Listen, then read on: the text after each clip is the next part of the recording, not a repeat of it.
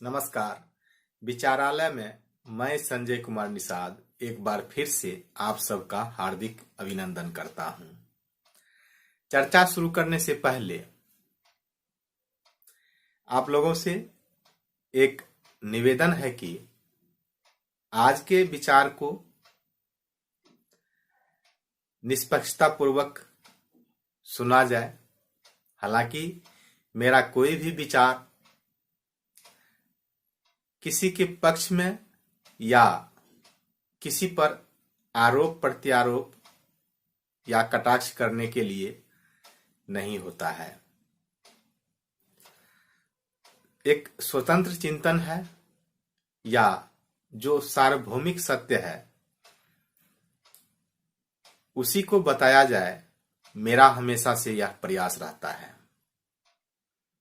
और सच माना जाए तो इसी कमी को दूर करने के लिए मैं इस चैनल पर अपना मंतव्य भी रखता हूं। ऐसा नहीं है कि किसी राजनीतिक दल या किसी धार्मिक संस्था को लक्ष्य बनाकर या उसके पक्ष में या उसके विपक्ष में मैं बोलने का कभी प्रयास करता हूं या करूंगा। मेरा हमेशा यही प्रयास रहता है और रहेगा भी कि जो भी मैं बोलूं वह सिर्फ मानव कल्याण के लिए हो, सबका साथ मिले, यही मेरा प्रयास है भी और रहेगा भी। हाँ, जो मुझे सच लगेगा और वाकई में जो सच है उसे बताने का प्रयास तो मैं करूंगा, ताकि आम लोगों का जीवन स्तर ऊंचा उठ सके, विकास हो सके। जब से सोशल मीडिया समाज में बढ़ने लगा है, तब से भाषण वीरों की संख्या या ऐसे लोगों की संख्या भी जो लिखने पढ़ने में माहिर हो गए, उनकी संख्या भी अनुमान से अधिक बढ़ रही है।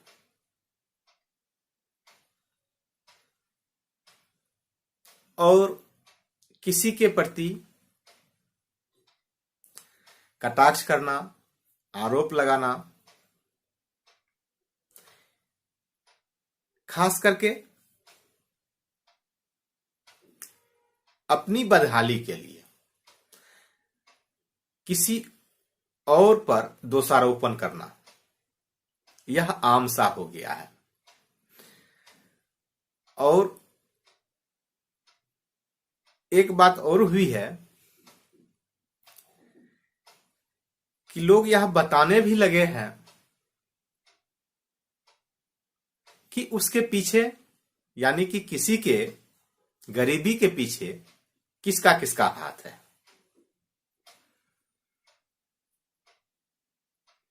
इसमें कोई आश्चर्य की बात नहीं है, इसमें कोई नई बात नहीं है।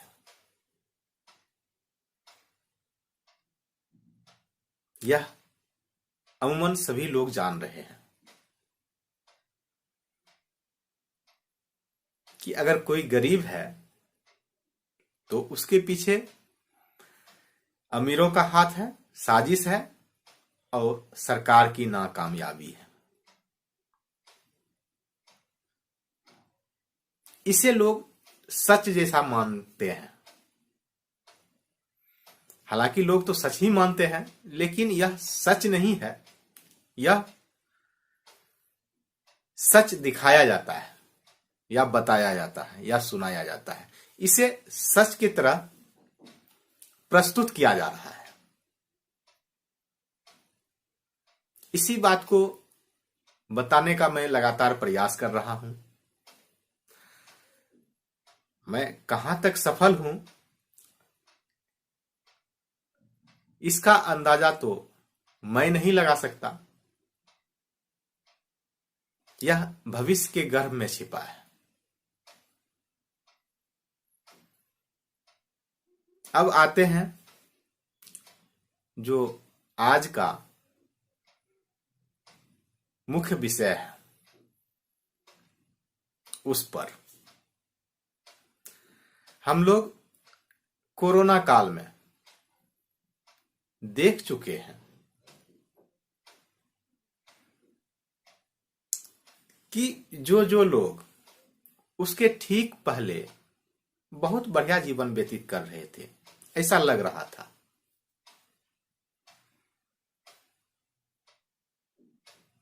आर्थिक रूप से भी मजबूत लग रहा था, बौद्धिक रूप से, और ज्ञान की कमी तो भगवान की कृपा से आजकल किसी में भी नहीं है।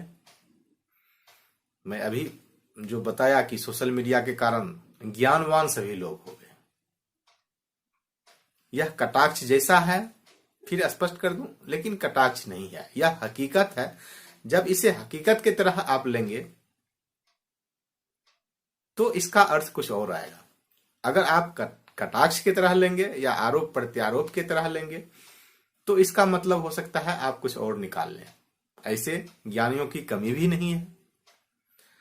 जो लोग 70 साल से कुछ नहीं हुआ या सरकार के द्वारा कुछ नहीं किया गया, यह आरोप बार बार लगाते आ रहे थे। कोरोना काल में देखा गया कि पूरी जिंदगी वे लोग कमाकर भी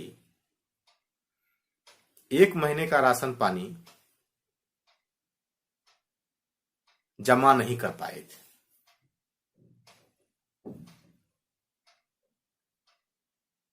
यह हकीकत है। यह कोई गर्व की बात नहीं है और यह शर्म की भी बात नहीं है। मैं यह नहीं कह रहा हूं कि यह गलत है। मैं यह कह रहा हूं कि लोग जो कह रहे थे कि सरकार कुछ नहीं किया 70 साल से, 30 साल से, 40 साल से, वे खुद अपने लिए भी कुछ नहीं कर पाए। 40 साल तक काम करते रहे और 40 दिनों का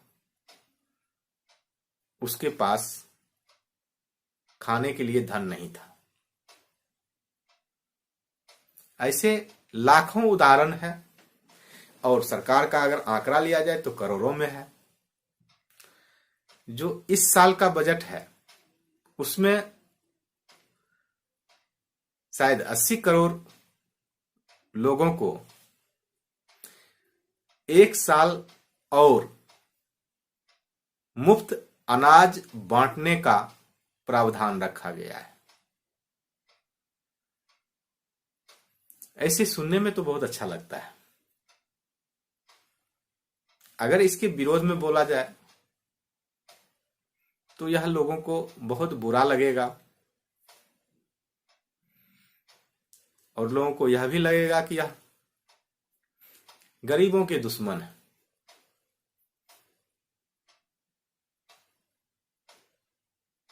मैं यह कह रहा था कि यह न तो गर्व की बात है न शर्म की बात है। वास्तव में यह सोचने की बात है, चिंता करने की बात है कि आखिर इस तरह की स्थिति क्यों उत्पन्न हो गई। महामारी नहीं, इस तरह की संभावनाएं, दुर्घटनाएं या महामारी पहले भी हुआ करती थी और लोग उस चीज के लिए तैयार रहते थे। अभी भी जितने पढ़े लिखे लोग हैं, वित्तीय सलाहकार हैं, वे लोग सलाह तो देते हैं कि कुछ धन आपके पास इमरजेंसी के लिए रहना चाहिए। हो सकता है कुछ लोग रखते भी हों, लेकिन भारत में आम लोग आर्थिक मामले में इतने कमजोर हो चुके हैं या होंगे, इसका अंदाजा कोई नहीं लगा सका। खास करके जो इस विषय के जानकार हैं।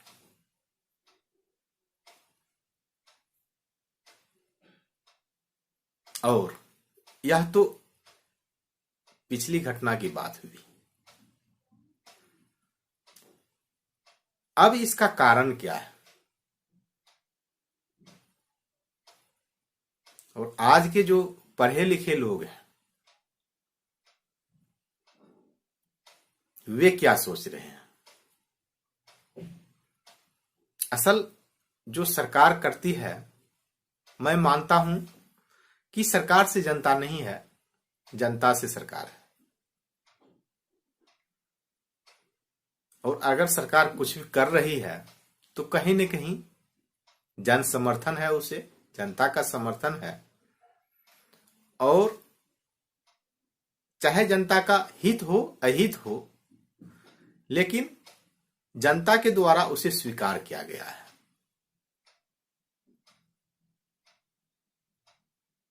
सही है गलत है यह अलग विषय हो सकता है, उसका परिणाम तो हम लोग देखते हैं और देखेंगे भी। लेकिन मैं सरकार पर कभी आरोप, किसी भी सरकार पर, चाहे वर्तमान सरकार हो, पिछली सरकार हो या कोई भी सरकार हो, मैं उस पर आरोप नहीं लगाता, क्योंकि वे जनप्रतिनिधि है और जनता जिसे चाहती है, जिनके विचारों को चाहती है, उनको ही सत्ता पर काबिज भी करती है, उन्हें ही सत्ता देती है। तो जब जिन्हें हम ही बैठाए हैं उन पर आरोप क्यों लगाना? वे हमारी मन की बात करते हैं, हो सकता है उसे अपनी मन की बात कहें वो, लेकिन वे बोलते वही हैं जो मुझे पसंद आ रहा है, जो हमें पसंद आ रहा है। तो उस पर आरोप नहीं लगाना है या ये नहीं कहना है कि सही है गलत है। यहां भी लोग संशय में होंगे, या लोगों का यह भी हो सकता है कि अगर सही भी नहीं हो गलत भी नहीं हो तो फिर बोलने का मतलब क्या है?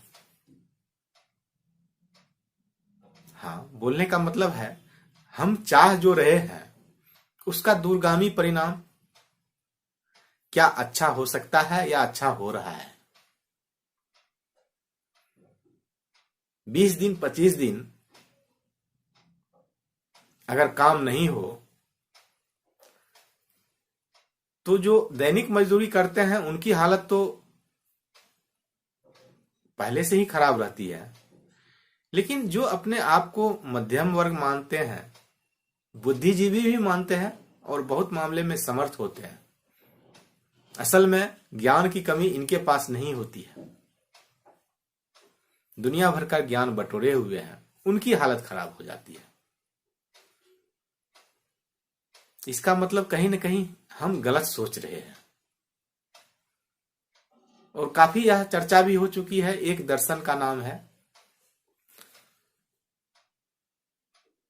चरवाक दर्शन। हालांकि कभी मुझे पढ़ने का मौका नहीं मिला है उनको, लेकिन अक्सर कहा जाता है कि उनका मानना था कि कर्ज लेके भी घी पियो। हो सकता है वह कई संदर्भ में सही हो।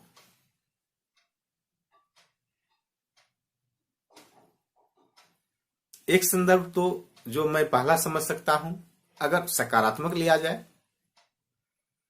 तो कोई अस्वस्थ हो और अगर उसे मजबूत बनना हो तो कर्ज लेके भी स्वास्थ्य सही कर सकते हैं।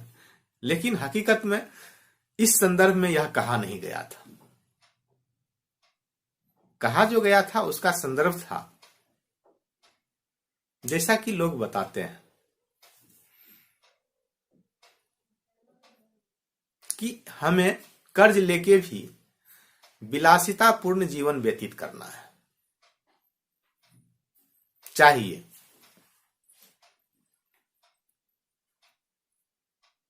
और आज हम उसी ढर्रे पर जा रहे हैं। यहां तक हो सकता है ठीक हो, लेकिन सरकार भी वही चाह रही है जो हम चाह रहे हैं।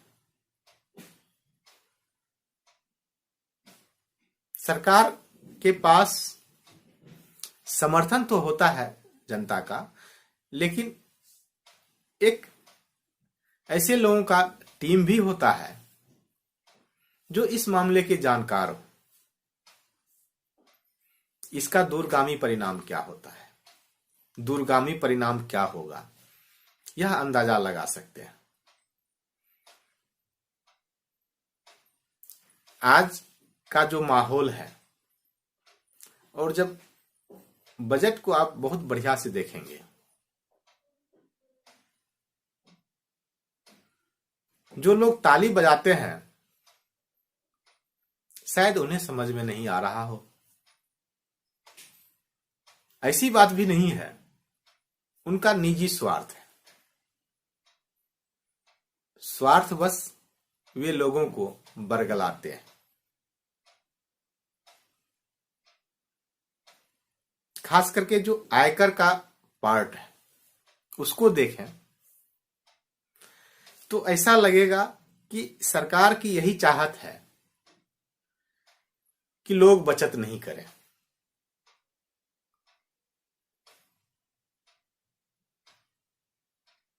जितना आए सब मार्केट में चला जाए, ताकि उद्योग धंधा बहुत अच्छा चले।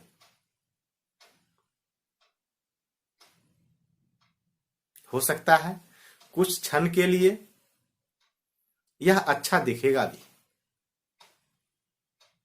सरकार चाह रही है कि बचत नहीं करना है। सरकार क्या चाह रही है, हम लोगों की भी मानसिकता उसी तरह की हो गई है। लेकिन उस पर मुहर लगा देना, मुझे लगता है कि इसका दूरगामी परिणाम बहुत अच्छा नहीं होगा।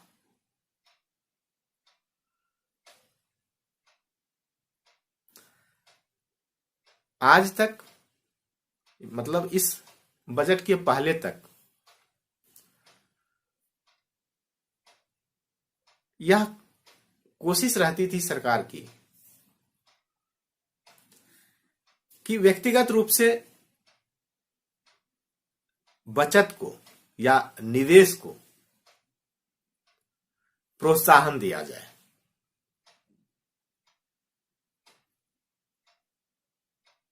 लोग समर्थ तभी बन सकते हैं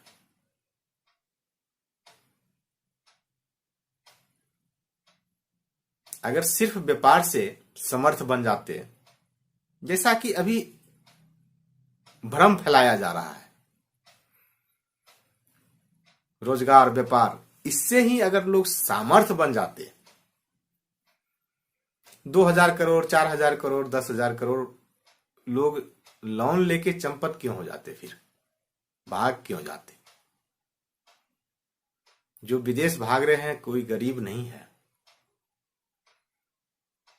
लेकिन मैं मानता हूं कि वे सामर्थ्यवान भी नहीं थे।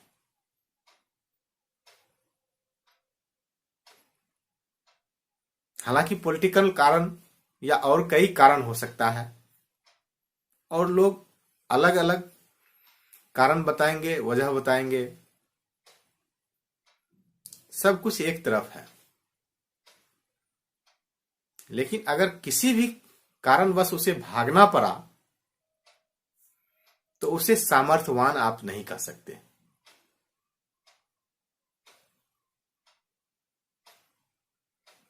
जब बड़े स्तर पर उस तरह की विसंगति हो सकती है तो जिसे मध्यम वर्ग कहते हैं या निम्न मध्यम वर्ग कहते हैं, उसकी क्या स्थिति होगी। ऐसे ही कंडीशन में लोग आत्महत्या करते हैं। कई प्रदेशों में किसानों के द्वारा आत्महत्या की जाती है। कहीं नहीं कहीं यह कारण रहता है बचत को प्रोत्साहित नहीं करना।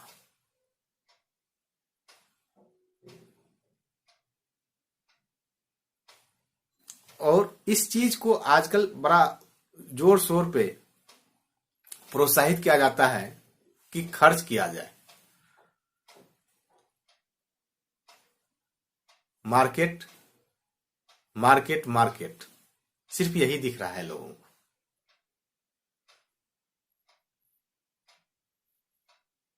जिसका परिणाम क्या हो रहा है,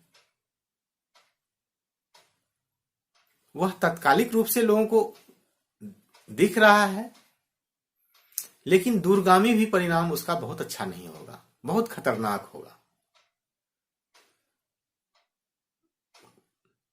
एक वर्ग को चुन लिए हैं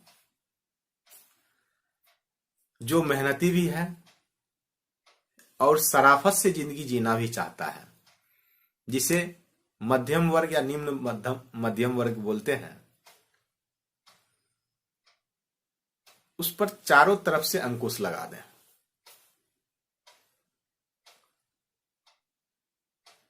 सरकार की यही चाहत होती है, असल में जनता की यही चाहत है।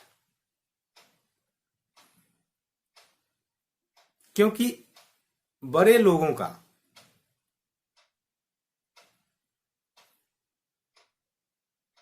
जब संतुलन बिगड़ेगा, आर्थिक संतुलन जैसे बिगड़ेगा, वे देश छोड़कर चले जाएंगे, पलायन कर जाएंगे।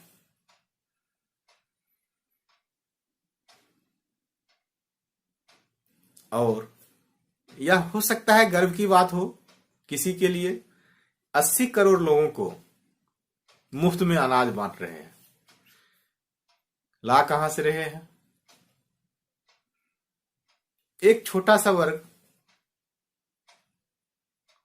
जो इनकम टैक्स देता है, ईमानदारी पूर्वक मेहनत से काम करता है,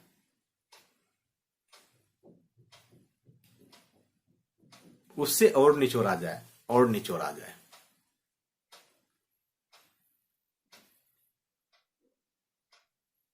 तात्कालिक रूप से लोगों को लगता है कि यह सही है,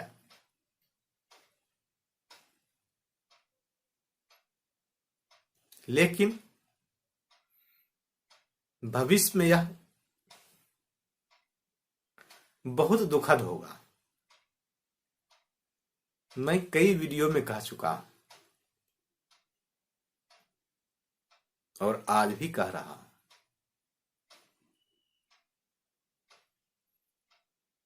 यह सही नहीं है। बेशक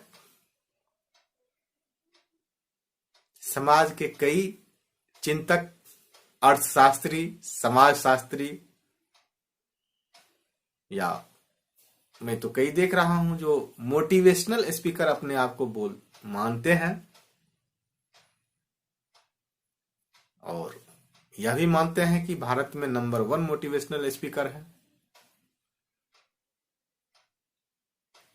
जब आजकल इस विषय पर चर्चा कर रहे हैं, उनका काम ही यही बिजनेस को देखना है, उसी के वे मोटिवेशनल स्पीकर भी हैं। तो मुझे कभी कभी दुख भी होता है, चिंता भी होती है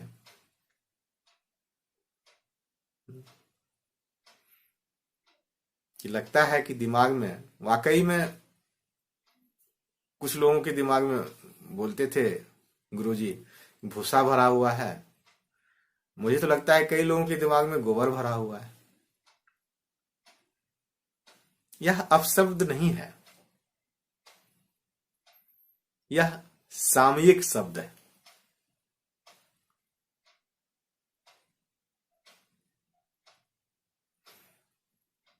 क्या कर रहे हैं, क्या चाह रहे हैं, क्या परिणाम होगा,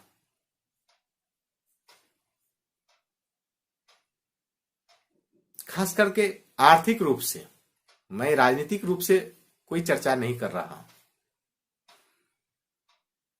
आर्थिक रूप से जब चर्चा की बात आती है तो हम लोग अपने आप को पाकिस्तान और बांग्लादेश की श्रेणी में रखते हैं। हालांकि उससे भी बेहतर नहीं है, और कंपटीशन उसी से करते हैं। कोई ऐसा दिन नहीं होगा कि हम लोग पाकिस्तान से कंपटीशन नहीं करें आर्थिक मामले में, और बहुत खुश होते हैं कि वहां की हालत बहुत खराब है।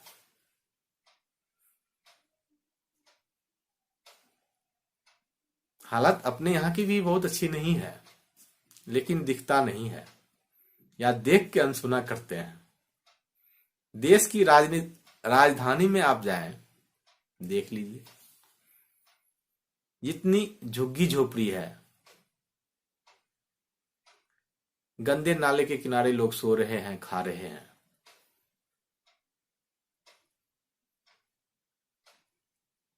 कई मामले में पशुओं की हालत उनसे अच्छी है,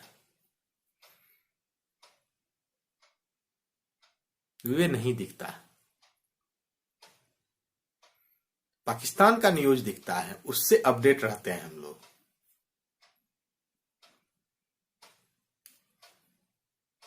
तो तुलना तो करते हैं पाकिस्तान से, बांग्लादेश से, श्रीलंका से, और बहुत खुश होते हैं। अगर उसी श्रेणी में अपने आप को रखेंगे तो कभी अमेरिका, जापान या चीन नहीं बन पाएंगे। हाँ, सोशल मीडिया से यह तरक्की हुई हम लोगों की, हम लोग भाषण वीर हो गए हैं।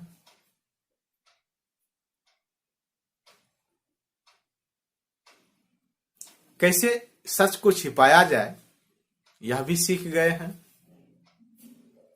कैसे अपनी गलती स्वीकार नहीं करें, कैसे वस्तु स्थिति से अपने आप को भी दूर रखें। असल में लोग किसी और को धोखा नहीं देते, धोखा तो खुद को देते हैं, और खुद को धोखा देने में हम लोग बहुत निपुण हो चुके हैं।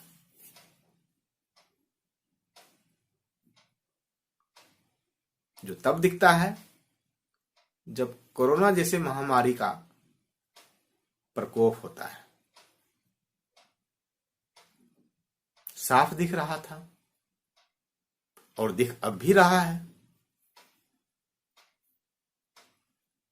कि जब 80 करोड़ आबादी को मुफ्त में अनाज बांटने की नौबत है तो यह कोई गर्व की बात नहीं है।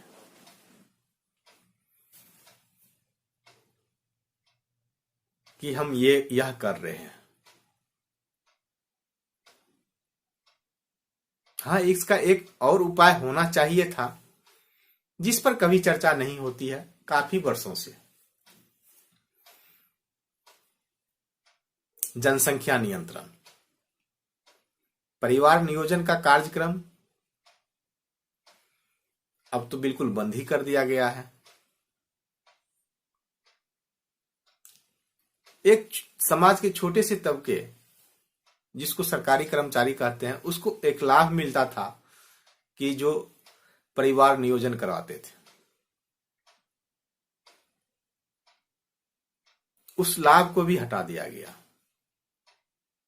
कि नहीं, अब उसकी आवश्यकता नहीं है।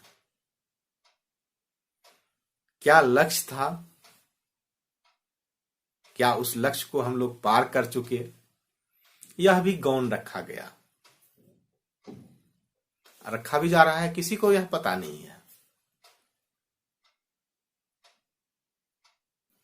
और बगैर उस पर काम किए हुए मुफ्त में अनाज बांट देने से लोग आर्थिक रूप से संपन्न नहीं हो पाएंगे, बल्कि लोग आर्थिक रूप से और मानसिक रूप से विकलांग हो जाएंगे, आश्रित हो जाएंगे। इससे बचा जाना चाहिए था। लेकिन आम लोगों की इच्छा नहीं है। हो सकता है आम लोग मुफ्त के लालच में इस तरह से फंस गए हैं, जैसे लोग मद्यपान या धूम्रपान की लत में पड़ जाते हैं, फिर उनके लिए छोड़ना मुश्किल हो जाता है, यह जानते हुए भी कि यह स्वास्थ्य के लिए कितना खतरनाक है।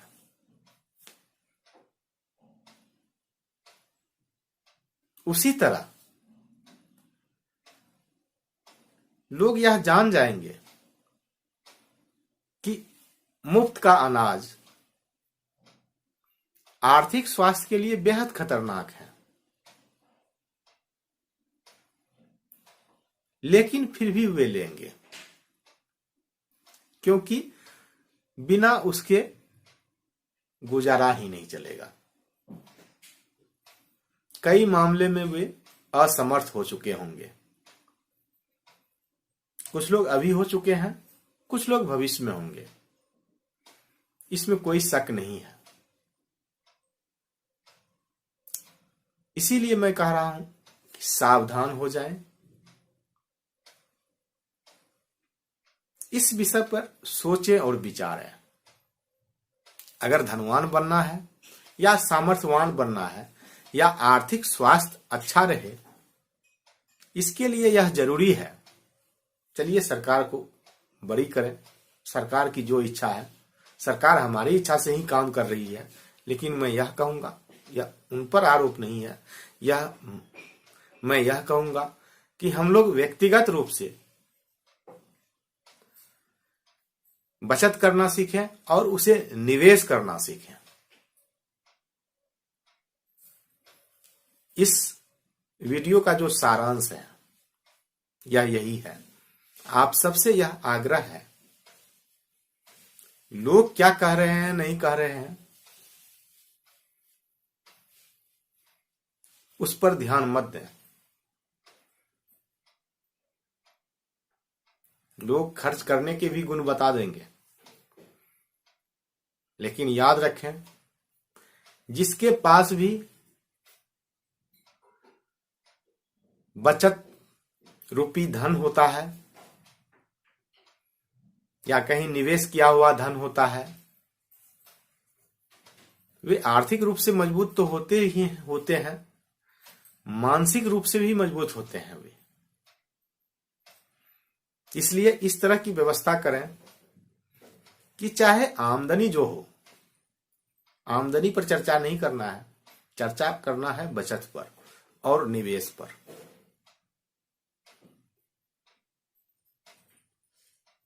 सिर्फ इसी बात का ख्याल रखें कि बचत भी करना है, उसे निवेश भी करना है। बचत करने के लिए भी सीखें, निवेश करने के लिए भी सीखें। ऐसा नहीं कि धन गंवा दें, धन को गंवाना भी नहीं है। आर्थिक स्वास्थ्य के लिए यह बेहद जरूरी है। आज के लिए बस इतना ही। यहां तक सुनने के लिए, यहां तक साथ देने के लिए आप सबका बहुत बहुत धन्यवाद, धन्यवाद, धन्यवाद।